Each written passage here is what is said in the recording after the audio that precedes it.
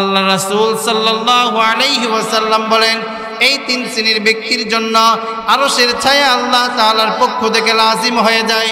এই দুনিয়ার জমিনে যারা কোরআন পড়বে, কোরআন শিক্ষা দিবে, এই নোয়াহাটি মাদ্রাসায় এসে যারা প্রতিনিয়ত কোরআনটুকু শিক্ষা গ্রহণ করবে, আসাতেজে একরাম যারা কোরআন শিক্ষা দিচ্ছে, তাদের বিষয়ে আল্লাহ রাসূল বলেন, সালাতু তাহতাল আরশি ইয়াউমাল কিয়ামা, তিন শ্রেণীর ব্যক্তিকে আল্লাহ তাআলা কিয়ামতের দিন আরশের ছায়া দান করবেন।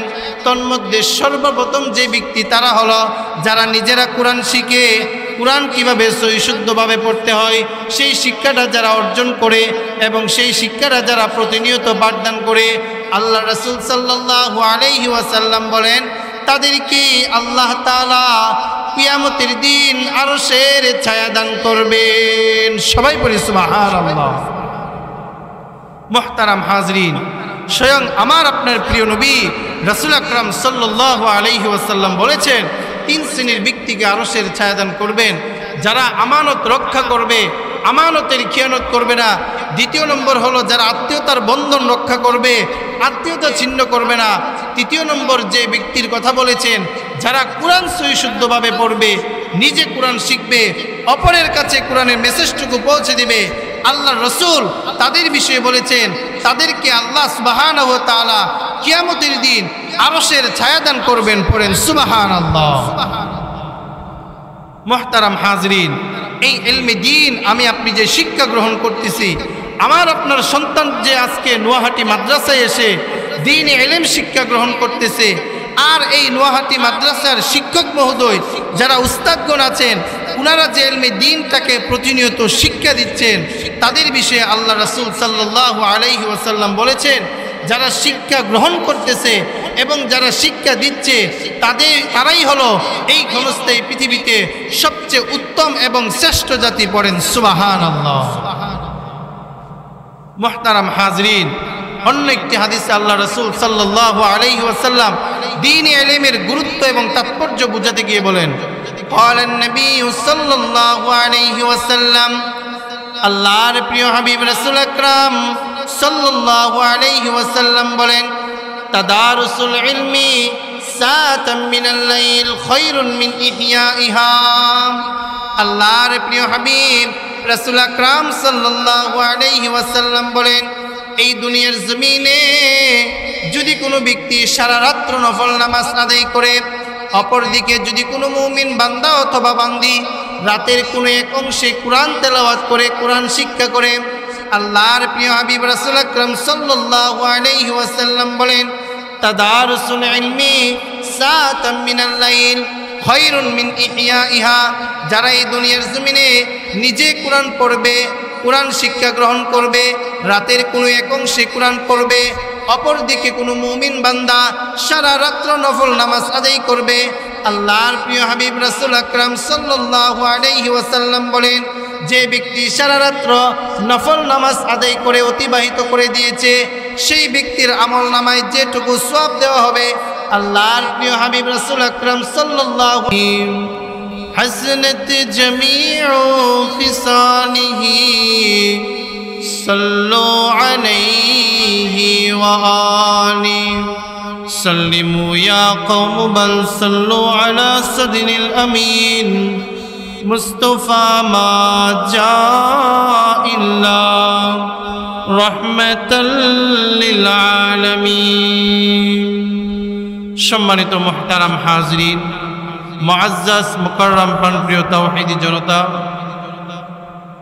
আপনারা সকলেই অবগত আছেন, আজ নোয়াহাটি মদিনাতুল উলুম ইসলামিয়া মাদ্রাসা সৈয়দটুলা সরাইল ব্রাহ্মণবাড়িয়া এর উদ্যোগে 3 দিন ব্যাপী 25তম বার্ষিক ইসলামী মহাসম্মেলনের আজকের দ্বিতীয় দিনের শেষ অধিবেশনে আপনাদের সকলের সম্মুখে উপস্থিত আছেন সম্মানিত সভাপতি সাহেব, আমার সম্মুখে উপস্থিত আছেন নোয়াহাটি গ্রামের আমার সম্মানিত মুরব্বী বাবারা, যুবক ভাইয়েরা, পর্দার আড়ালের মা ও বোনেরা, উপস্থিত আছেন অগ্রজ অনুজ প্রাণপ্রিয় তাওহীদি জনতা, ছাত্র ভাইয়েরা। মহান আল্লাহ তাআলার দরবারে লাখ কোটি শুকরিয়া জ্ঞাপন করছি যে মহান আল্লাহ সুবহানাহু ওয়া তাআলা আমাকে আপনাকে এই ক্ষণস্থায়ী পৃথিবীতে দুনিয়াবী সমস্ত কাজ থেকে পৃথক করে এই সুন্দর একটি বাগান, জান্নাতের বাগানে আশা বসা আমলের নিয়তে কিছু কথা শোনার তৌফিক দান করেছেন। যে মহান আল্লাহ সুবহানাহু ওয়া তাআলা আমাকে আপনাকে অত্যন্ত মায়া করে, দয়া করে, স্নেহ করে আশরাফুল মাখলুকাত এই ক্ষণস্থায়ী পৃথিবীতে সকল সৃষ্টিজীবের শ্রেষ্ঠ জীব হিসেবে এই দুনিয়াতে আল্লাহ তাআলা আমাকে আপনাকে পাঠিয়েছেন। মহান রব্বুল আলামিন আমাকে আপনাকে আশরাফুল মাখলুকাত হিসেবে শুধু পাঠান নাই, এই ক্ষণস্থায়ী পৃথিবীতে শ্রেষ্ঠ নবীর শ্রেষ্ঠ উম্মত হিসেবে এই দুনিয়াতে পাঠিয়েছেন। সর্বোপরি মহান আল্লাহ সুবহানাহু ওয়া তাআলা আমাকে আপনাকে এই আসমানের নিচে জমিনের উপরে সবচেয়ে শ্রেষ্ঠ যে নিয়ামত, এখন পর্যন্ত সুস্থতার নিয়ামত দান করেছেন।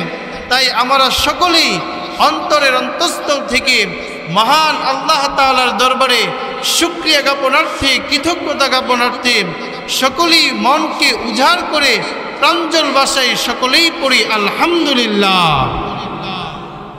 সম্মানিত মুহতারাম হাজরিন, প্রাণপ্রিয় তাওহীদি জনতা, আমি আপনাদের সম্মুখে আজকে যে বিষয়বস্তু নিয়ে আলোচনা করব, এই আজকে যে মদিনাতুল উলুম মাদ্রাসার এই যে 25তম বার্ষিক 3 দিনব্যাপী ইসলামী মহাসম্মেলন, আমার বিষয়বস্তু হলো এই ক্ষণস্থায়ী পৃথিবীতে এই মাদ্রাসার উলামায়ে কেরাম ছাত্রদেরকে যে দ্বীনি শিক্ষাটা দিচ্ছেন এবং তালিবুল ইলম যারা ছাত্র ভাইয়েরা আছে ওনারা যে উস্তাদ মহোদয় থেকে ইলমে দ্বীন অর্জন করতেছে, এই দ্বীনি ইলম অর্জন করলে, দ্বীনের পথে জীবনটাকে পরিচালনা করলে, কুরআন পড়লে, হাদিস পড়লে, ইলমে দ্বীন অর্জন করলে এই ক্ষণস্থায়ী পৃথিবীতে আমার আপনার কি কি উপকার হবে, আর দ্বীনি ইলম অর্জন না করলে আমার আপনার কি কি ক্ষতি হতে পারে, সময় সংক্ষিপ্ত পরিসরে উক্ত বিষয়কে সামনে রেখে আমি আপনাদের সম্মুখে সরাসরি কোরআন হাদিস থেকে কিঞ্চিত আলোচনা প্রয়াস চালাবো। মহান রব্বে করিম আমাকে উক্ত বিষয়ে কোরআন হাদিস থেকে আলোচনা করার এবং আপনারা যারা উপস্থিত হয়েছেন আপনাদের সকলকে আমার আলোচনাটুকু ধৈর্যের সাথে, ইনসাফের সাথে, সর্বোপরি আমলের নিয়তে আমার আলোচনাটুকু শ্রবণ করার তৌফিক দান করেন। সবাই পড়েন আমিন। মুহতারাম হাজরিন, আলোচ্য বিষয় হলো ইলমে দ্বীন যদি আমি আপনি অর্জন করি, দ্বীনি ইলম যদি আমি আপনি অর্জন করি, তাহলে আমার আপনার কি উপকার হবে। আল্লাহ রাসূল সাল্লাল্লাহু আলাইহি ওয়াসাল্লামের মুখ নিঃসৃত বাণী, রাসূল আকরাম সাল্লাল্লাহু আলাইহি ওয়াসাল্লাম বলেন, قال النبي صلى الله عليه وسلم, আল্লাহর প্রিয় হাবিব রাসূল আকরাম সাল্লাল্লাহু আলাইহি ওয়াসাল্লাম বলেন, খায়রুকুম মান তাআল্লামাল কুরআন ওয়া আল্লামা। রাসূল আকরাম সাল্লাল্লাহু আলাইহি ওয়াসাল্লাম বলেন, এই দুনিয়ার জমিনে সবচেয়ে উত্তম ব্যক্তি হলো তারা, খায়রুকুম মান তাআল্লামাল কুরআন ওয়া আল্লামা, যারা কোরআন পড়ে, কোরআন শিখে, কোরআন নিজে শিক্ষা গ্রহণ করে, অপরের কাছে কোরআনের শিক্ষাটুকু পৌঁছে দেয়। আল্লাহ রাব্বুল আলামিন তার প্রিয় হাবিব রাসূল আকরাম সাল্লাল্লাহু আলাইহি ওয়াসাল্লাম বলেন, এই দুনিয়ার জমিনে সবচেয়ে উত্তম, সবচেয়ে মর্যাদাবান ব্যক্তি হলো তারাই যারা নিজে কোরআন পড়ে, নিজে কোরআন শিখে এবং অপরকে কোরআনের মেসেজটুকু পৌঁছে দেয়। এই ক্ষণস্থায়ী পৃথিবীতে নোয়াহাটি মাদ্রাসায় যে সমস্ত উলামায়ে কেরাম, আসাতেজায়ে কেরাম ছাত্র ভাইদেরকে কোরআনটুকু শিক্ষা দিচ্ছে, আর এই নোয়াহাটি মাদ্রাসায় যে সমস্ত ছাত্র ভাইরা উস্তাদ মহোদয় থেকে কোরআনের শিক্ষাটুকু অর্জন করতেছে, তাদের বিষয়ে রাসূল আকরাম সাল্লাল্লাহু আলাইহি ওয়াসাল্লাম বলেন, খায়রুকুম মান তাআল্লামাল কুরআন ওয়া আল্লামা। এই দুনিয়ার জমিনে তারাই হলো সবচেয়ে শ্রেষ্ঠ মানব, শ্রেষ্ঠ উম্মত, শ্রেষ্ঠ জাতি। দুনিয়ার জমিনে যারা কোরআন শিখবে, কোরআন পড়বে এবং অপরের কাছে কোরআনের মেসেজটুকু পৌঁছে দিবে, আল্লাহ রাব্বুল আলামিন তার প্রিয় হাবিব রাসূল আকরাম সাল্লাল্লাহু আলাইহি ওয়াসাল্লাম বলেন, দুনিয়ার জমিনে সবচেয়ে উত্তম ব্যক্তি হলো তারাই যারা নিজে কোরআন শিক্ষা করে এবং অপরকে কোরআন শিক্ষা দেয়। পড়ি সুবহানাল্লাহ। মুহতারাম হাজরিন, আল্লাহ রাসূল বলেছেন, এই দুনিয়ার জমিনে সবচেয়ে উত্তম, শ্রেষ্ঠ এবং সম্মানিত ব্যক্তি হলো তারাই যারা কোরআন শিক্ষা দিচ্ছে এবং যারা কোরআনটুকু শিক্ষা গ্রহণ করতেছে। আপনারা লক্ষ্য করলে দেখতে পাবেন এই নোয়াহাটি মদিনাতুল উলুম মাদ্রাসায় সকাল সন্ধ্যা যারা শিক্ষক মহোদয় আছে, উস্তাদরা আছে, তারা প্রতিনিয়ত কোরআন শিক্ষা দিচ্ছে। আর ছাত্র ভাইরা যারা আছে তারা কোরআনের মেসেজটুকু গ্রহণ করতেছে।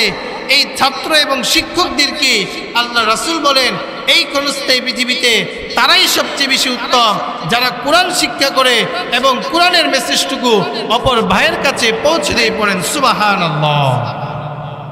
মুহতারাম হাজরিন, আল্লাহ রাসূল সাল্লাল্লাহু আলাইহি ওয়াসাল্লাম ইলমে দ্বীনের তাৎপর্য এবং গুরুত্ব বুঝাতে গিয়ে অন্য একটি হাদিসে বলেন, قال النبي صلى الله عليه وسلم ثلاث تحت العرش يوم القيامة।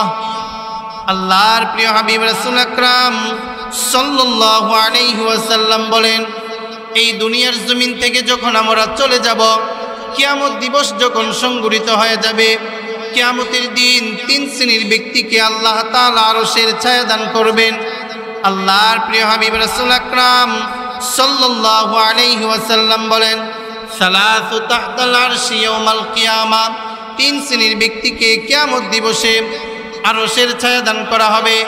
এক নম্বর শ্রেণীর লোক হল আল কুরআন, যারা নিজে কোরআন পড়বে, অপরকে কোরআন শিক্ষা দিবে।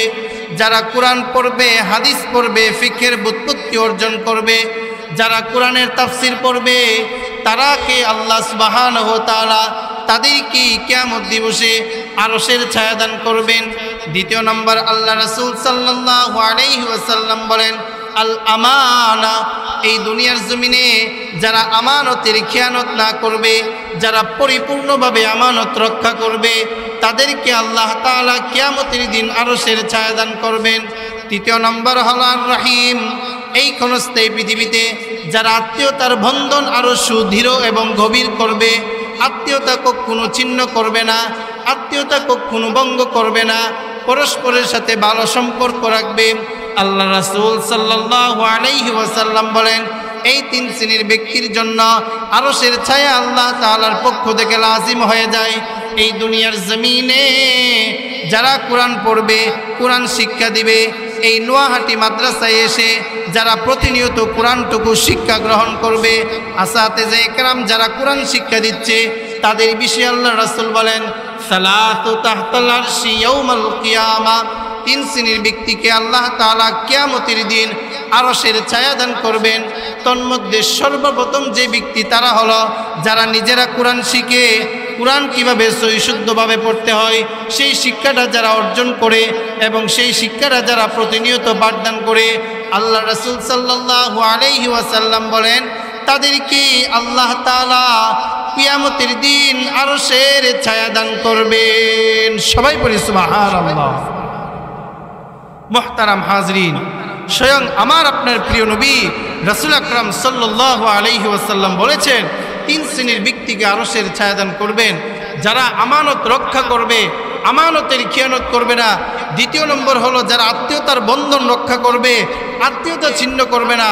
তৃতীয় নম্বর যে ব্যক্তির কথা বলেছেন, যারা কোরআন সহিশুদ্ধভাবে পড়বে, নিজে কোরআন শিখবে, অপরের কাছে কোরআনের মেসেজটুকু পৌঁছে দিবে। আল্লাহ রাসূল তাদের বিষয়ে বলেছেন, তাদেরকে আল্লাহ সুবহানাহু ওয়া তাআলা কিয়ামতের দিন আরশের ছায়া দান করবেন। পড়েন সুবহানাল্লাহ। মুহতারাম হাজরিন, এই ইলমে দ্বীন আমি আপনি যে শিক্ষা গ্রহণ করতেছি, আমার আপনার সন্তান যে আজকে নোয়াহাটি মাদ্রাসায় এসে দ্বীনে ইলম শিক্ষা গ্রহণ করতেছে, আর এই নোয়াহাটি মাদ্রাসার শিক্ষক মহোদয় যারা উস্তাদগণ আছেন, ওনারা যে ইলমে দ্বীনটাকে প্রতিনিয়ত শিক্ষা দিচ্ছেন, তাদের বিষয়ে আল্লাহ রাসূল সাল্লাল্লাহু আলাইহি ওয়াসাল্লাম বলেছেন, যারা শিক্ষা গ্রহণ করতেছে এবং যারা শিক্ষা দিচ্ছে, তারাই হলো এই ক্ষণস্থায়ী পৃথিবীতে সবচেয়ে উত্তম এবং শ্রেষ্ঠ জাতি। পড়েন সুবহানাল্লাহ। মুহতারাম হাজরিন, অন্য একটি হাদিসে আল্লাহ রাসূল সাল্লাল্লাহু আলাইহি ওয়াসাল্লাম দ্বীন ইলমের গুরুত্ব এবং তাৎপর্য বুঝাতে গিয়ে বলেন, ক্বালান নবী সাল্লাল্লাহু আলাইহি ওয়াসাল্লাম, আল্লাহর প্রিয় হাবিব রাসূল আকরাম সাল্লাল্লাহু আলাইহি ওয়াসাল্লাম বলেন, তাদারুসুল ইলমি সাআতাম মিনাল লাইল খায়রুন মিন ইহয়াইহা। আল্লাহর প্রিয় হাবিব রাসূল আকরাম সাল্লাল্লাহু আলাইহি ওয়াসাল্লাম বলেন, এই দুনিয়ার জমিনে যদি কোনো ব্যক্তি সারা রাত্র নফল নামাজ আদায় করে, অপরদিকে যদি কোনো মুমিন বান্দা অথবা বান্দি রাতের কোনো এক অংশে কোরআন তেলাওয়াত করে, কোরআন শিক্ষা করে, আল্লাহর প্রিয় হাবিব রাসূল আকরাম সাল্লাল্লাহু আলাইহি ওয়াসাল্লাম বলেন, তাদারুসুল ইলমি সাআতাম মিনাল লাইল খায়রুন মিন ইহইয়াইহা। যারা এই দুনিয়ার জমিনে নিজে কোরআন পড়বে, কোরআন শিক্ষা গ্রহণ করবে, রাতের কোনো এক অংশে কোরআন পড়বে, অপরদিকে কোনো মুমিন বান্দা সারা রাত্র নফল নামাজ আদায় করবে, আল্লাহর প্রিয় হাবিব রাসূল আকরাম সাল্লাল্লাহু আলাইহি ওয়াসাল্লাম বলেন, যে ব্যক্তি সারা রাত্র নফল নামাজ আদায় করে অতিবাহিত করে দিয়েছে, সেই ব্যক্তির আমল নামায় যেটুকু সওয়াব দেওয়া হবে, আল্লাহর প্রিয় হাবিব রাসূল আকরাম সাল্লাল্লাহু বলেন, যে রাতের কোনো এক অংশে শুধুমাত্র 1 ঘন্টা অথবা কোনো এক অংশে কোরআন তেলাওয়াত করেছে, তার আমল নামায় সারা রাত্র নফল নামাজ আদায় করার কারণে যতটুকু সওয়াব সেই ব্যক্তি অর্জন করেছে, 1 ঘন্টা কোরআন তেলাওয়াতের বদৌলতে তার আমল নামায় পূর্ণ সওয়াব দেওয়া হবে। পড়েন সুবহানাল্লাহ। মুহতারাম হাজরিন, কোরআনওয়ালার কত দাম, কত ইজ্জত, অথচ আজকে আমি আপনি কোরআন শিখতেছি না, আমি আপনি জীবনটাকে অতিবাহিত করে দিয়েছি, কোরআন সহি শুদ্ধভাবে পড়তে পারতেছি না। এমনকি আমি আমার আপনার সন্তানদেরকেও এই মাদ্রাসায় ভর্তি করাচ্ছি না, পড়ানোর সুযোগটা করে দিচ্ছি না। অথচ দেখেন এই মাদ্রাসা থেকে প্রতিনিয়ত প্রত্যেক বৎসর কোরআনের হাফেজ আলহামদুলিল্লাহ বের হচ্ছে।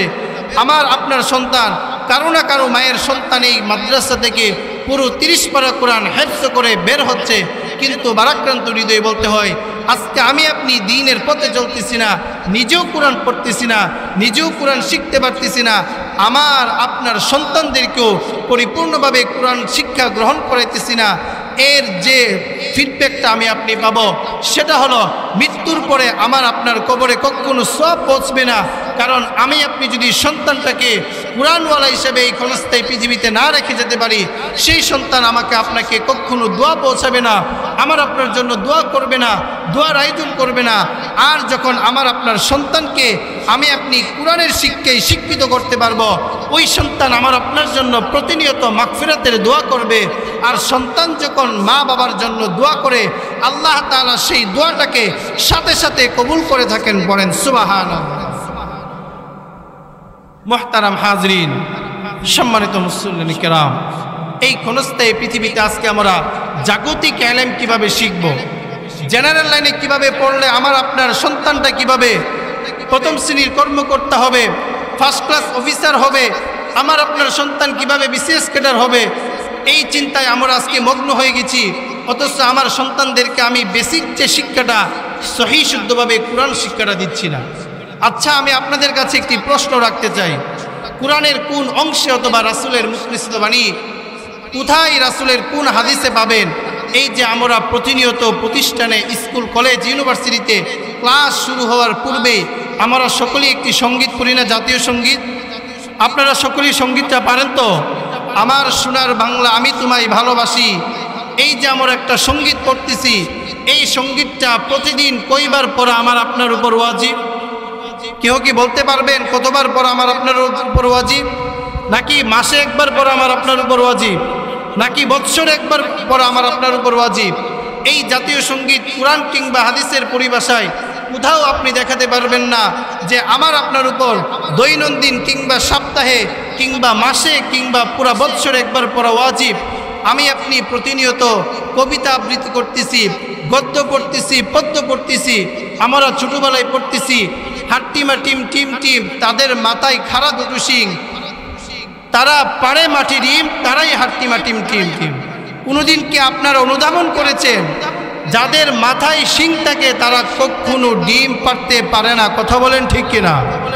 কিন্তু এই সমস্ত মিথ্যা গুজব শিক্ষাই কিন্তু আজকে আমরা মগ্ন হয়ে গিয়েছি। এই যে শিক্ষাটুকু আমরা শিক্ষা গ্রহণ করতেছি, কোরআনকে উপেক্ষা করে, হাদিসকে উপেক্ষা করে আজকে আমরা জেনারেল শিক্ষায় পড়তেছি, ফিলোসফি নিয়ে ব্যস্ত হয়ে গেছি, কেমিস্ট্রি নিয়ে ব্যস্ত হয়ে গেছি, বায়োলজি নিয়ে ব্যস্ত হয়ে গেছি, গণিত শাস্ত্র নিয়ে ব্যস্ত হয়ে গেছি, বাংলা গদ্য পদ্য নিয়ে ব্যস্ত হয়ে গেছি।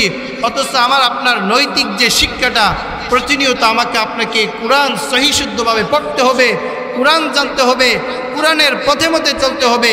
কোরআনের শিক্ষা আজকে পড়তেছি না, এই জন্য কোরআনের বিধান আজকে আমাদের সমাজ থেকে উঠে গেছে। এই জন্যই প্রতিনিয়ত অন্যায়, অত্যাচার, অবিচার আর নেই ইনসাফ আমরা সমাজে প্রতিষ্ঠা করতে পারতেছি না। কথা বলেন ঠিক কিনা? সম্মানিত মুহতারাম হাজিরিন, অপরদিকে যখন আমরা লক্ষ্য করলে দেখতে পাই আমাদের উপর প্রতিনিয়ত সূরা ফাতিহা কতবার পড়া ওয়াজিব? আপনারা কি কখনো গণনা করেছেন সূরা ফাতিহা আমার আপনার উপর প্রতিদিন কতবার পড়া ওয়াজিব? প্রত্যেকটা ফরজ, প্রত্যেকটা ওয়াজিব, প্রত্যেকটা সুন্নত নামাজেই কিন্তু আমাকে আপনাকে সূরা ফাতিহা পড়তে হয়। কথা বলেন ঠিক কিনা? সূরা ফাতিহা ছাড়া কি কোনো নামাজ হবে? আরো জুড়ে বলেন, সূরা ফাতিহা ছাড়া কি কোনো নামাজ হবে? কিন্তু আজকে আমরা জাগতিক এলেম শিখতে শিখতে সূরা ফাতিহা সহি শুদ্ধভাবে পড়তে পারতেছি না। অথচ ফজরের 2 রাকাত সুন্নত পড়তেছি, সেখানেও 2 রাকাতে সূরা ফাতিহা পড়তে হয়। ফজরের 2 রাকাত ফরজ নামাজ পড়তেছি, সেখানেও সূরা ফাতিহার প্রয়োজন হয়ে যাচ্ছে। জোহরের সুন্নত ফরজের ক্ষেত্রেও সূরা ফাতিহা প্রয়োজন, আসরের ফরজের ক্ষেত্রেও সূরা ফাতিহা প্রয়োজন, মাগরিবের ফরজ এবং সুন্নতের ক্ষেত্রেও সূরা ফাতিহা প্রয়োজন, এশার নামাজের ফরজ, সুন্নত, ওয়াজিবের ক্ষেত্রেও সূরা ফাতিহা প্রয়োজন। মোট প্রত্যেক দিন 32 বার আমার আপনার উপর সূরা ফাতিহা পড়া ওয়াজিব। আজকে আমরা সেই যে জিনিসটা, যেই সূরাটা আমার আপনার উপর প্রতিনিয়ত 32 বার পড়া ওয়াজিব, সেই সূরাটা আমি আপনি সহি শুদ্ধভাবে পড়তে পারতেছি না। আমি নিজে পড়তে পারতেছি না, আমাদের সন্তানদেরকেও সূরা ফাতিহা শিক্ষা দিচ্ছি না। আমার আপনার মতো হতভাগা এই বাংলার জমিনে আর কেহই হতে পারে না। কথা বলেন ঠিক কিনা? সম্মানিত মুহতারাম হাজরিন, সুতরাং আজকে থেকে আমি আপনি ওয়াদাবদ্ধ হব, আজকে থেকে আমরা ইরাদা করব, এখন থেকে প্রতিনিয়ত আমরা নিজেরা কোরআন শিক্ষা করব। এই মাদ্রাসার আসাতেজে ইকরাম যারা আছে, শিক্ষকরা যারা আছে, উনাদের সংস্পর্শে বেশি বেশি থাকার চেষ্টা করব। উস্তাদদেরকে পরিপূর্ণভাবে সম্মান করব এবং সম্মানের সাথে তাদেরকে বলবো আমাদেরকে যেন ছোট্ট ছোট্ট সূরাগুলো আমাদেরকে শিখিয়ে দেয়। যদি আমরা সূরাগুলো শিখতে পারি তাহলেই আমরা ইহকালীন শান্তি এবং পরকালীন মুক্তির পথটুকু আমার আপনার জন্য উন্মোচন হয়ে যাবে। পড়েন সুবহানাল্লাহ। সম্মানিত মুহতারাম হাজরিন, এই যে ক্ষণস্থায়ী পৃথিবীতে আমাকে আপনাকে ইলমে দ্বীন অর্জন করতে হবে। দ্বীনি শিক্ষা ছাড়া অন্য কোনো শিক্ষা আমাকে আপনাকে জান্নাতের পথে পথ প্রদর্শক হিসেবে কখনো সহায়ক হবে না। অবশ্যই অবশ্যই আমাকে আপনাকে দ্বীনি ইলম অর্জন করতে হবে। আল্লাহ রাব্বুল আলামিন পবিত্র কালামুল্লাহ শরীফে স্পষ্ট ভাষায় বলে দিয়েছেন। আল্লাহর প্রিয় হাবিব রাসূল আকরাম সাল্লাল্লাহু আলাইহি ওয়াসাল্লাম বলেন, তিরমিজি শরীফের হাদিস, ক্বালান নবী সাল্লাল্লাহু আলাইহি ওয়াসাল্লাম, মান তালাবাল ইলমা কানা কাফারাতান লিমা মাদা। আল্লাহর প্রিয় হাবিব রাসূল আকরাম সাল্লাল্লাহু আলাইহি ওয়াসাল্লাম বলেন, এই দুনিয়ার জমিনে উম্মতেরা তোমরা প্রতিনিয়ত গুনাহ করতেছ। তোমাদের হাতের দ্বারা গুনাহ হয়ে যাচ্ছে, তোমাদের পায়ের দ্বারা গুনাহ হয়ে যাচ্ছে, তোমাদের দৃষ্টিশক্তি দ্বারা গুনাহ হয়ে যাচ্ছে, তোমাদের ইন্দ্রিয়গ্রাহ্য দ্বারা গুনাহ হয়ে যাচ্ছে, অল বডি স্ট্রাকচারের দ্বারা গুনাহ হয়ে যাচ্ছে। তোমরা দিনের আলোতে গুনাহ করতেছ, রাতের গভীর অন্ধকারে গুনাহ করতেছ। এই দুনিয়ার জমিনে তোমরা ছোট গুনাহ করতেছ, এই দুনিয়ার জমিনে তোমরা বড় গুনাহ করতেছ। তোমরা ইচ্ছাই গুনাহ করতেছ, অনিচ্ছাই গুনাহ করতেছ। তোমরা যত ধরনের গুনাহই করো না কেন, মান তালাবাল ইলমা কানা কাফারাতান লিমা মাদা। যখন তুমি ইলমে দ্বীন অর্জন করবে, কোরআন পড়বে, হাদিস পড়বে, ফিকহার ব্যুৎপত্তি অর্জন করবে, কোরআনের তাফসির পড়বে, এই কোরআনের তাফসির পড়ার বদৌলতে ইলমে দ্বীন তুমি যদি অর্জন করতে পারো, ইলমে দ্বীন পড়ার বদৌলতে আল্লাহ সুবহানাহু ওয়া তাআলা তোমাদের পিছনের সমস্ত গুনাহ মাফ করে দিবেন। পড়েন সুবহানাল্লাহ। এখন আমি আপনাদের কাছে একটা প্রশ্ন রাখতে চাই, এই ক্ষণস্থায়ী পৃথিবীতে স্বাধীন বাংলাদেশে যত ধরনের বিদ্যা আছে, যত ধরনের শিক্ষা আছে, এমন একটা শিক্ষার নাম বলেন যে শিক্ষা অর্জন করলে পিছনের সমস্ত গুনাহ মাফ হয়? এমন কোনো শিক্ষা আছে কি? কখনো আপনারা বলতে পারবেন না। শুধুমাত্র একটাই শিক্ষা আছে, যদি আমি আপনি ইলমে দ্বীন অর্জন করতে পারি, কোরআন পড়তে পারি, হাদিস পড়তে পারি, কোরআনের তাফসির পড়তে পারি, কোরআনের পথে মতে নিজের জীবনকে উৎসর্গ করতে পারি, কোরআন মোতাবেক জীবন পরিচালনা করতে পারি, এই কোরআন পড়ার কারণে, কোরআন মোতাবেক জীবন পরিচালনা করার কারণে আল্লাহ সুবহানাহু ওয়া তাআলা আমাদের পিছনের সমস্ত গুনাহ মাফ করে দিবেন। পড়েন সুবহানাল্লাহ। সম্মানিত মুহতারাম হাজরিন, আজকে ভারাক্রান্ত হৃদয়ে বলতে হয়, এই ক্ষণস্থায়ী পৃথিবীতে আমরা যারা মাদ্রাসার তালিবুল ইলম, মাদ্রাসার শিক্ষায় শিক্ষিত হয়ে আজকে আমরা যারা সারা বাংলাদেশে মানুষদেরকে কোরআন হাদিসের শিক্ষাটুকু দিচ্ছি, কোরআন হাদিসের মেসেজটুকু পৌঁছে দিচ্ছি, এই নোয়াহাটি মাদ্রাসার যে সমস্ত শিক্ষক মহোদয় আছে যারা প্রতিনিয়ত সকাল সন্ধ্যা কোরআনের শিক্ষাটুকু দিচ্ছে, এই নোয়াহাটি মাদ্রাসায় যে সমস্ত ছাত্র ভাইয়েরা প্রতিনিয়ত সকাল সন্ধ্যা কোরআন হাদিস মাসলা মাসাইলগুলো শিক্ষা অর্জন করতেছে, তাদেরকে এই স্বাধীন বাংলাদেশের এক শ্রেণীর লোক আছে এই মাদ্রাসার ছাত্রদেরকে তারা ক্রিটিসাইজ করে বলে এই মাদ্রাসার ছাত্ররা নাকি জঙ্গিবাদী, এই মাদ্রাসার ছাত্ররা নাকি স্বাধীন বাংলাদেশ অভ্যুদয়ের ইতিহাসের সূচনা লগ্ন থেকে আজ পর্যন্ত তারা নাকি অন্যায় এবং অপরাধের সাথে সম্পৃক্ত হয়ে গেছে।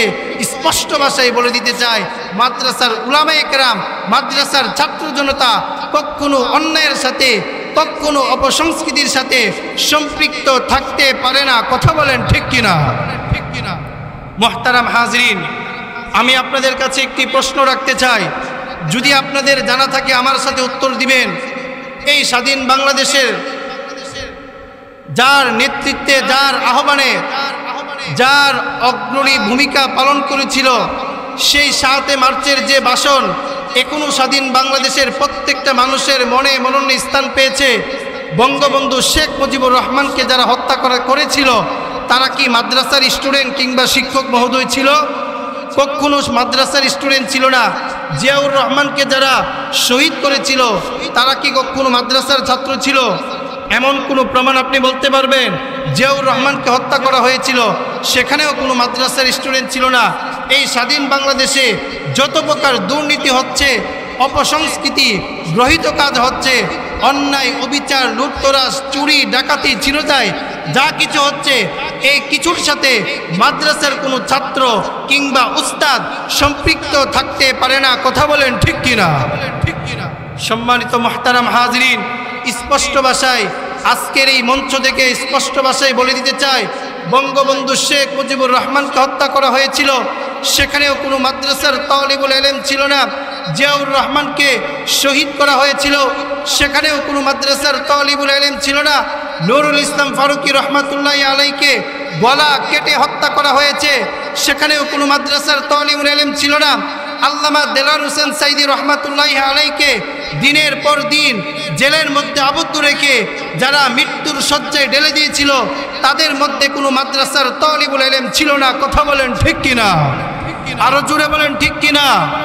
সম্মানিত মুহতারাম হাজরিন, শুধু তাই না, শুধু তাই না, এই ক্ষণস্থায়ী পৃথিবীতে হলমার্ক কেলেঙ্কারি হয়েছিল, সেখানেও কোনো মাদ্রাসার স্টুডেন্ট ছিল না। বিডিআর বিদ্রোহ হয়েছে, সেখানেও কোনো মাদ্রাসার স্টুডেন্ট ছিল না। সাগর রুমি তাকে গলা কেটে হত্যা করা হয়েছিল, সেখানেও কোনো মাদ্রাসার স্টুডেন্ট ছিল না। ঐশীর মতো নষ্টা বস্তা কুলাঙ্গার, সে তার মা বাবাকে কুপিয়ে হত্যা করেছিল, সেই ঐশী কোনো মাদ্রাসার স্টুডেন্ট ছিল না।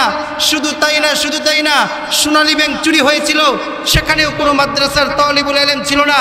রিজার্ভ ব্যাংক ডাকাতি হয়েছে, সেখানেও কোনো মাদ্রাসার তালিবুল ইলম ছিল না। স্বৈরাচারী শাসক যারা কানাডায় বেগমপাড়া তৈরি করে আজকে দেশ থেকে পলায়ন করেছে, তাদের মধ্যে কোনো মাদ্রাসার তালিবুল ইলম ছিল না। বর্তমানে যারা আমেরিকায় বাসভবন তৈরি করতেছে, তাদের মধ্যে মাদ্রাসার কোনো তালিবুল ইলম আসাদে কেরাম থাকতে পারে না। কথা বলেন ঠিক কিনা?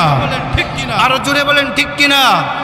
স্পষ্ট ভাষায় আজকের এই তাফসীর মাহফিল থেকে বলে দিতে চাই, টেকনাফ থেকে তেতুলিয়া, রূপসা থেকে পাথুরিয়া, সুন্দরবন হতে বান্দরবন, স্বাধীন বাংলাদেশের অভ্যুদয়ের ইতিহাসের সূচনা লগ্ন থেকে আজ পর্যন্ত মাদ্রাসার কোনো তালিবুল ইলম, মাদ্রাসার কোনো শিক্ষার্থী, মাদ্রাসার কোনো আসাতেজায়ে কেরাম স্বাধীন বাংলাদেশের কোনো দুর্নীতির সাথে সম্পৃক্ত ছিল না, থাকতে পারে না। কথা বলেন ঠিক কিনা? মুহতারাম হাজরিন, আজকে ভারাক্রান্ত হৃদয়ে বলতে হয়, যখনই কোনো মাদ্রাসার ছাত্রকে দেখে একটা শ্রেণীর লোক আছে তারা চক্ষুকে লাল করে রক্ত চক্ষু হিসেবে দেখতে চায়। কথা বলেন ঠিক কিনা?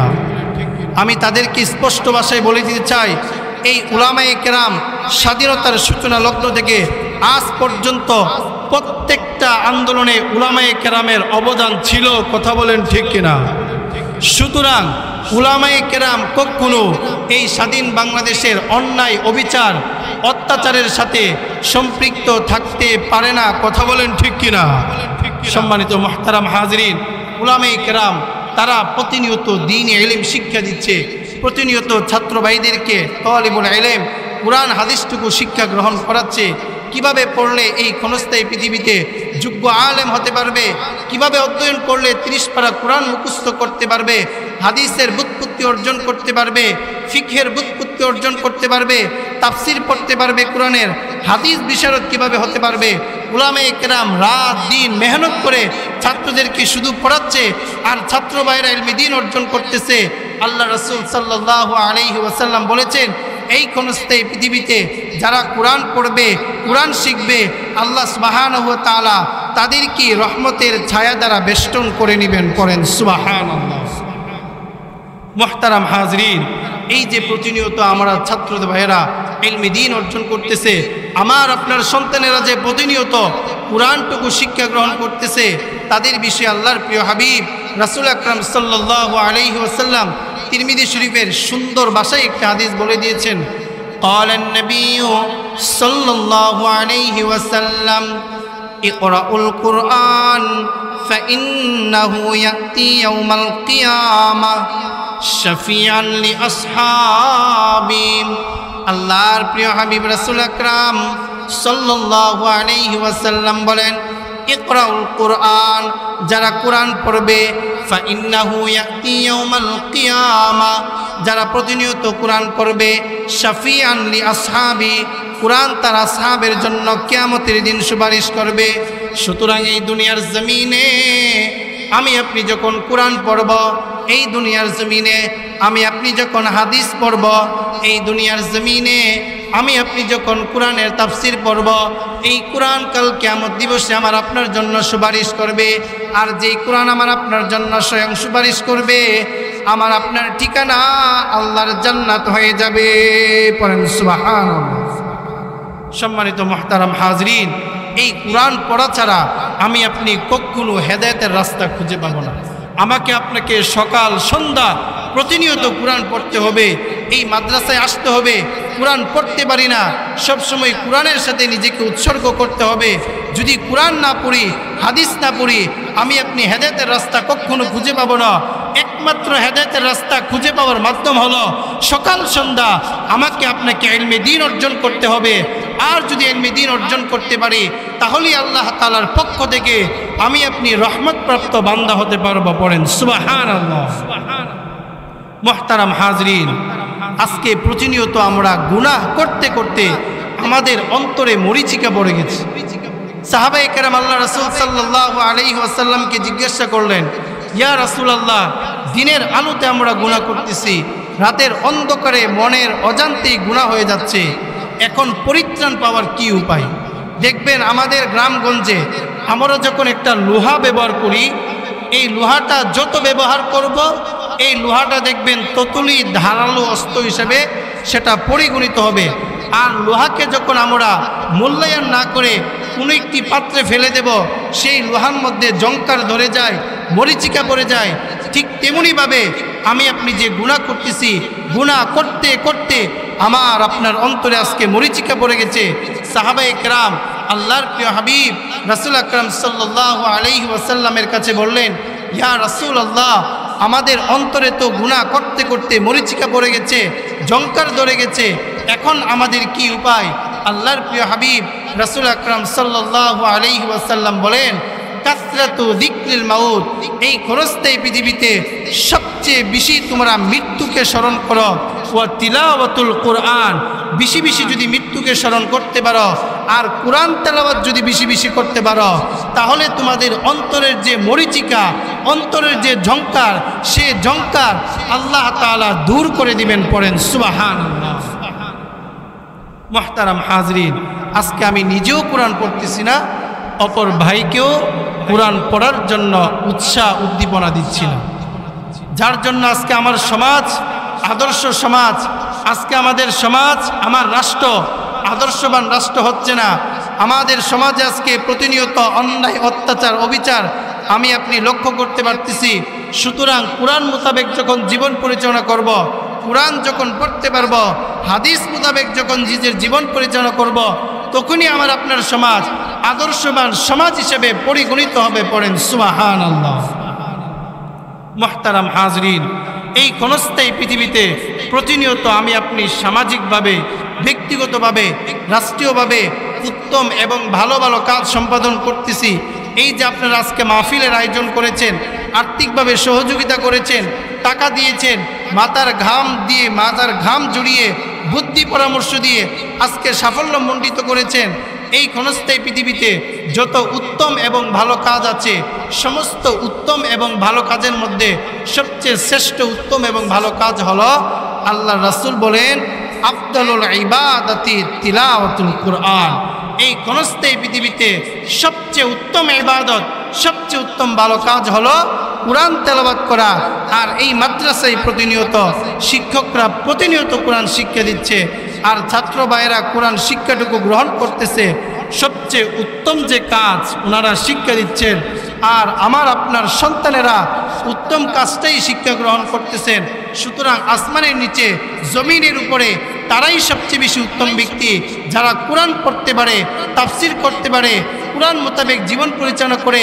আল্লাহ রাসূল বলেন, ইহকালীন শান্তি আর পরকালীন মুক্তির পথ তাদের জন্য উন্মোচন হয়ে যায়। যারা প্রতিনিয়ত কোরআন পড়বে, কোরআন মোতাবেক জীবন পরিচালনা করবে, তারাই পরকালীন মুক্তির পথ উন্মোচন হবে। পড়েন সুবহানাল্লাহ। মুহতারাম হাজরিন, আজকে ভারাক্রান্ত হৃদয়ে বলতে হয়, আমি আপনি যখন কোরআনের শিক্ষায় শিক্ষিত হয়ে সমাজের মধ্যে ইনসাফ প্রতিষ্ঠা করার জন্য অগ্রণী ভূমিকা পালন করতে যাই, আজকে যখন আমি আপনি কোরআনের শিক্ষায় শিক্ষিত হয়ে এই সমাজের মধ্যে হকটাকে বাস্তবায়ন করতে যাই, আজকে আমি আপনি যখন কোনটা বাতিল কোনটা হক কোরআনের মাধ্যমে জানতে পারি, আজকে মাদ্রাসার উস্তাদে কেরাম যখন হক বাতিলের ইতিহাস আপনাদের সম্মুখে তুলে ধরে, আপনারা সকলেই বাতিলটাকে গ্রহণ করতেছেন, হকটাকে গ্রহণ করতে পারতেছেন না, বাতিলটাকে সহজেই গ্রহণ করতেছেন, আর হকটাকে গ্রহণ করতে আপনাদের কষ্ট হয়ে যাচ্ছে।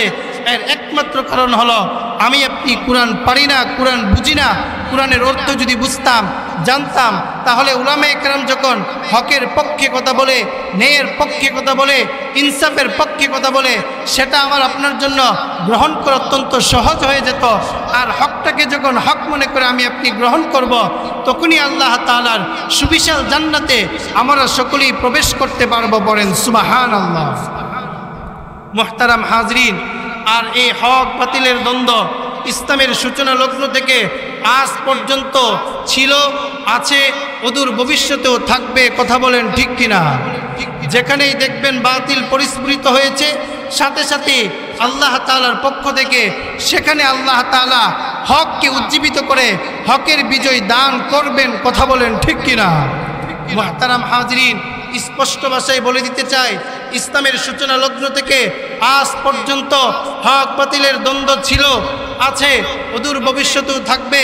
স্পষ্ট ভাষায় বলে দিতে চাই, বাতিল যখন কাবিলের রূপ ধারণ করে এসেছিল, হক তখন হাবিলের রূপ ধারণ করে এসেছিল। বাতিল যখন ফেরাউনের রূপ ধারণ করে এসেছিল, হক তখন মূসা কালিমুল্লাহর রূপ ধারণ করে এসেছে। বাতিল যখন নমরুদের রূপ ধারণ করে এসেছিল, হক তখন ইব্রাহিম খলিলুল্লাহর রূপ ধারণ করে এসেছে। বাতিল যখন বনি ইসরাইলের রক্ত পিপাসুদের রূপ ধারণ করে এসেছিল, হক তখন ঈসা রূহুল্লাহর রূপ ধারণ করে এসেছে। সর্বশেষ বাতিল যখন আবু জাহাল, আবু লাহাব, উতবা, শাইবা, ওয়ালিদ ইবনে মুগীরা, কুফফারে মক্কা, রুম পারস্যের রূপ ধারণ করে এসেছিল, সেই বাতিলকে রুখে দেওয়ার জন্য আল্লাহ তাআলার পক্ষ থেকে উভয় জাহানের বাদশা রাসূল আকরাম সাল্লাল্লাহু আলাইহি ওয়াসাল্লামের আগমন হয়েছিল। কথা বলেন ঠিক কিনা? আরো জোরে বলেন ঠিক কিনা? বাতিল যখন মুসাইলামাতুল কাযযাবের রূপ ধারণ করে এসেছিল, হক তখন আবু বকর সিদ্দিকের রূপ ধারণ করে এসেছে। বাতিল যখন খলিফা মুতাসিমের রূপ ধারণ করে এসেছিল, হক তখন আমাদের ইমামে আজম ইমাম আবু হানিফার রূপ ধারণ করে এসেছে। বাতিল যখন খলিফা মনসুরের রূপ ধারণ করে এসেছিল, হক তখন ইমাম আহমদ ইবনে হাম্বলের রূপ ধারণ করে এসেছে। বাতিল যখন ইংরেজদের রূপ ধারণ করে এসেছিল, হক তখন শাহ আব্দুল আজিজ মুহাদ্দিসে দেওলভীর রূপ ধারণ করে এসেছে। বাতিল যখন নাস্তিক মুরতাদ শাহবাগী ব্লগারদের রূপ ধারণ করে এসেছিল, হকের ঝান্ডা নিয়ে আল্লামা আহমদ শফি রহমাতুল্লাহি আলাইহি এসেছিল। সর্বশেষ বাতিল যখন ভাস্কর্য বিরোধী মোদি বিরোধী আন্দোলনের রূপ ধারণ করে এসেছিল, সেই বাতিলকে রুখে দেওয়ার জন্য আল্লামা মামুনুল হক সাহেবের রূপ ধারণ করে এসেছে। কথা বলেন ঠিক কিনা? আরো জোরে বলেন ঠিক কিনা? স্পষ্ট ভাষায় বলে দিতে চাই, এই স্বাধীন বাংলাদেশে বাতিল যখন যে রূপ ধারণ করে আসবে, সেই বাতিলকে রুখে দেওয়ার জন্য বাংলার 93% মুসলমানেরা সেই বাতিলকে রুখে দিতে সদা সর্বদা প্রস্তুত আছে। কথা বলেন ঠিক কিনা? আরো জোরে বলেন ঠিক কিনা? সম্মানিত মুহতারাম হাজিরিন, আজকে ভারাক্রান্ত হৃদয়ে বলতে হয়, এই স্বাধীন বাংলাদেশে আজকে 93 কিংবা 94% মুসলমান। এই মুসলমানদের দেশে কিছুদিন পূর্বে আমরা লক্ষ্য করেছি, আমাদেরই একজন স্বধর্মীয় ভাই, আমাদেরই একজন দ্বীনী ভাই গাজীপুরের এক ইমাম সাহেবকে, টঙ্গীর এক ইমাম সাহেবকে হিন্দুত্ববাদের উগ্র সংগঠন ইসকন বাহিনী সেই ইমাম সাহেবকে গুম করেছিল। কথা বলেন ঠিক কিনা? কিছুদিন পূর্বে আমরা লক্ষ্য করেছিলাম, সেই গাজীপুরে 12 বৎসরের এক কিশোরকে হিন্দুত্ববাদের উগ্র সংগঠন ইসকনের সেই দূষররা তাকে নির্যাতনের শিকার করেছিল, দর্শন করেছিল। কথা বলেন ঠিক কিনা? স্পষ্ট ভাষায় বলে দিতে চায়, পূর্বের 8 মাস পূর্বে চট্টগ্রামের অ্যাডভোকেট সেই আলিফ ভাইকে তারা দিনের আলোকে হত্যা করেছিল। কিছুদিন পূর্বে টঙ্গীর সেই ইমামকে অপহরণ করেছিল। গাজীপুরের সেই 13 বৎসর শিশুকে তারা ধর্ষণের নির্যাতনের শিকার করেছিল। স্পষ্ট ভাষায় আজকের এই ঐতিহাসিক তাফসির মাহফিল থেকে ঘোষণা দিতে চাই, হিন্দুত্ববাদের উগ্র সংগঠন ইসকনকে স্পষ্ট ভাষায় বলে দিতে চায়, তোমরা তোমাদের মন্দিরে থাকো, এটা আমাদের কোনো আপত্তি নেই। তোমরা তোমাদের পূজা মণ্ডপে থাকো, এটা আমাদের কোনো আপত্তি নেই। তোমরা আমাদের সাথে একই হাট বাজারে বাজার করতে পারো, আমাদের কোনো আপত্তি নেই। তোমরা মেম্বার হতে পারো, আপত্তি নেই। চেয়ারম্যান হতে পারো, আপত্তি নেই। এমপি হতে পারো, আপত্তি নেই। স্পষ্ট ভাষায় বলে দিতে চাই, ইসকনের খপ্পরে পড়ে, নরেন্দ্র মোদীর খপ্পরে পড়ে স্বাধীন বাংলাদেশের পরিস্থিতি যদি গুলাটু করার চেষ্টা করো, বাংলার তাওহীদি জনতা তোমাদেরকে কখনো বরদাস্ত করতে পারে না। কথা বলেন ঠিক কিনা? আরো জোরে বলেন ঠিক কিনা? সম্মানিত মুহতারাম হাজিরিন, সুতরাং এই ক্ষণস্থায়ী পৃথিবীতে রাসূলের মহাব্বত অন্তরে লালন করে রাসূলের শ্রেষ্ঠত্বকে পরিস্ফুটিত আমাকে আপনাকে অবশ্যই করতে হবে। কথা বলেন ঠিক কিনা? কিন্তু আজকে ভারাক্রান্ত হৃদয়ে বলতে হয়, আজকে আমাদের সমাজে এক শ্রেণীর লোক আছে, রাসূল আকরাম সাল্লাল্লাহু আলাইহি ওয়াসাল্লামের বৈবাহিক সম্বন্ধের উপর প্রশ্ন করে। এক শ্রেণীর লোক আছে রাসূল আকরাম সাল্লাল্লাহু আলাইহি ওয়াসাল্লামের চরিত্রের উপর প্রশ্ন তুলে। এক শ্রেণীর লোক আছে রাসূল আকরাম সাল্লাল্লাহু আলাইহি ওয়াসাল্লামের শ্রেষ্ঠত্বের উপর প্রশ্ন তুলে। এক শ্রেণীর লোক আছে রাসূল আকরাম সাল্লাল্লাহু আলাইহি ওয়াসাল্লামের খতমে নবুয়তের উপর প্রশ্ন তুলে। কথা বলেন ঠিক কিনা? সম্মানিত মুহতারাম হাজিরিন, স্পষ্ট ভাষায় বলে দিতে চাই, রাসূলের দুশমনের কোনো ব্যক্তিগত পরিচয় নাই। রাসূলের দুশমনের কোনো এই ক্ষণস্থায়ী পৃথিবীতে পারিবারিক স্ট্যাটাস নাই। রাসূলের দুশমনের ব্যক্তিগত কোনো পরিচয় নাই। রাসূলের দুশমনের রাষ্ট্রগত কোনো পরিচয় নাই। রাসূলের দুশমনের ধর্মগত কোনো পরিচয় নাই। এই ক্ষণস্থায়ী পৃথিবীতে খতমে নবুয়তের যারা বিশ্বাস করে না, রাসূলের দুশমনের একটাই পরিচয়, সে গোটা বিশ্ব সে আল্লাহর প্রিয় হাবিবের শত্রু। সর্বশেষ সে গোটা বিশ্ব মুসলিম উম্মাহের শত্রু, সে আমাদের জানের শত্রু। কথা বলেন ঠিক কিনা? আরো জোরে বলেন ঠিক কিনা? সম্মানিত মুহতারাম হাজিরিন, রাসূলের ইজ্জত এবং আবরুকে রক্ষা করার জন্য যদি আমাদের নতুন একটি বিপ্লবের প্রয়োজন হয়, সে বিপ্লবে কারা কারা অংশগ্রহণ করবেন দুটি হাত তুলে আল্লাহকে দেখা। আল্লাহ তাআলা সকলকে কবুল করুন। সবাই বলেন আমিন। নারে তাকবীর, নারে তাকবীর, দ্বীন ইসলাম। সম্মানিত মুহতারাম হাজিরিন, স্পষ্ট ভাষায় বলে দিতে চাই, রাসূলের ইজ্জত এবং আবরুকে রক্ষা করার জন্য যদি আমাদের আরেকটি বিপ্লবের প্রয়োজন হয়, সে বিপ্লবে কারা কারা অংশগ্রহণ করবেন, আমরা সকলেই অংশগ্রহণ করব। সুতরাং স্পষ্ট ভাষায় বলে দিতে চাই, আগামী দিনের যে বিপ্লব হবে সে বিপ্লব কোনো দাদাবাবুদের বিপ্লব হবে না। আগামী দিনের যে বিপ্লব হবে সে বিপ্লব কোনো স্বৈরাচারী শাসকের বিপ্লব হবে না। আগামী দিনের যে বিপ্লব হবে সে বিপ্লব কোনো আমেরিকার বিপ্লব হবে না। আগামী দিনের যে বিপ্লব হবে সে বিপ্লব হবে ইসলামের। আগামী দিনের যে বিপ্লব হবে সেই বিপ্লব হবে কোরআনের। আগামী দিনের যে বিপ্লব হবে সেই বিপ্লবের মূল মন্ত্র হবে কালিমা লা ইলাহা ইল্লাল্লাহ। আগামী দিনের যে বিপ্লব হবে সেই বিপ্লবের মূল মন্ত্র হবে খেলাফত প্রতিষ্ঠা করা। আগামী দিনের যে বিপ্লব হবে সেই বিপ্লবের মূল অস্ত্র হবে এই ক্ষণস্থায়ী পৃথিবীতে খেলাফত প্রতিষ্ঠা করা। কথা বলেন ঠিক কিনা? সম্মানিত মুহতারাম হাজরিন, সেই বিপ্লবকে বাস্তবায়ন করার জন্য আবারও যদি উলামায়ে কেরাম রক্ত দিতে হয় রক্ত দেবে, জীবন দিতে হয় জীবন দিব, তবু এই ক্ষণস্থায়ী পৃথিবীতে আল্লাহ রাসূলের ইজ্জত এবং আবরুকে আমরা হেফাজত করেই ছাড়ব। কথা বলেন ঠিক কিনা? মুহতারাম হাজরিন, আজকে ভারাক্রান্ত হৃদয়ে বলতে হয়, আমরা মুসলমান এমন এক জাতিতে উপনীত হয়ে গিয়েছি, মুসলমান নিজেদের মধ্যে আজকে দ্বন্দ্বে লিপ্ত হয়ে গিয়েছে। আর মুসলমান পরস্পরে দ্বন্দ্ব লিপ্ত হওয়ার কারণেই আজকে মুসলমানদের উপর অমুসলমানরা অত্যাচারের স্টিম রুলার আগ্রাসনের মনোভাব দিয়ে অত্যাচারের হাত প্রসারিত করতেছে। কথা বলেন ঠিক কিনা? মুহতারাম হাজরিন, আজকে দেখবেন যিনি ইমাম সাহেব মসজিদ নিয়ে ব্যস্ত হয়ে গেছে, যিনি পীর সাহেব উনি উনার পিরালি এবং খানকা নিয়ে ব্যস্ত হয়ে গেছে, যিনি মাদ্রাসার শিক্ষক উনি উনার শিক্ষকতায় পেশায় ব্যস্ত হয়ে গেছে, যিনি মাদ্রাসা নিয়ে ব্যস্ত হয়ে গেছে, অথচ আজকে ইসলামের বড় ধরনের ক্ষতি হয়ে যাচ্ছে। আমাদের কান আজকে কখনো সুচ্চার হচ্ছে না। এই জন্যই অমুসলমানরা আমাদের উপর অত্যাচারের হাত প্রসারিত করতেছে। কথা বলেন ঠিক কিনা? সম্মানিত মুহতারাম হাজরিন, তাই স্পষ্ট ভাষায় বলে দিতে চাই, সম্মানিত মুহতারাম হাজরিন, সর্বশেষ আজকে আমার স্পষ্ট বক্তব্য হলো, মুসলমান এভাবেই যদি নীরব ও নিস্তব্ধতার ভূমিকা পালন করতে থাকো, যার যার মাস্তা আকার মতবিদ নিয়ে যদি তার খানকায় বসে থাকো, মনে রাখবে তোমার আমার সৃষ্টিকর্তা আল্লাহ তাআলাকে নিয়ে কটূক্তি চলতেই থাকবে। তোমার আমার প্রিয় হাবিব রাসূল আকরাম সাল্লাল্লাহু আলাইহি ওয়াসাল্লামের বৈবাহিক সম্বন্ধের উপর প্রশ্ন চলতেই থাকবে। রাসূল আকরাম সাল্লাল্লাহু আলাইহি ওয়াসাল্লামের খতমে নবুয়তের উপর প্রশ্ন চলতেই থাকবে। রাসূল আকরাম সাল্লাল্লাহু আলাইহি ওয়াসাল্লামের চরিত্রের উপর প্রশ্ন চলতেই থাকবে। সর্বশেষ রাসূল আকরাম সাল্লাল্লাহু আলাইহি ওয়াসাল্লামের ইজ্জতের উপর প্রশ্ন চলতেই থাকবে। কথা বলেন ঠিক কিনা? আর যদি মুসলমান মাথার পাগড়ি মাথায় বেঁধে লোহার টুপি পরিধান করে জিহাদের জন্য প্রস্তুতি গ্রহণ করতে পারো, রব্বে কাবার কসম করে বলছি, আমেরিকার হোয়াইট হাউসে কালিমার পতাকা আবার উড্ডয়ন হবে, রাশিয়ার বস্তত মুসলমানরা আবারও দখল করবে, দিল্লির সেই লাল কেল্লা মুসলমানরা আবারও শাসন করবে। খোদার কসম করে বলছি, রব্বে কাবার কসম করে বলছি, গোটা পৃথিবীর রাজ শক্তি মুসলমানের পায়ে লুটে পড়তে বাধ্য হবে। কথা বলো ঠিক কিনা? আরো জোরে বলেন ঠিক কিনা? মুহতারাম হাজরিন, আজকে ভারাক্রান্ত হৃদয়ে বলতে হয়, এক শ্রেণীর লোক আছে তারা প্রশ্ন করে উলামায়ে কেরামের অবদান কি। এক নাস্তিক এবং মুরতাদ আছে, তারা প্রশ্ন করে উলামায়ে কেরামের অবদান কি।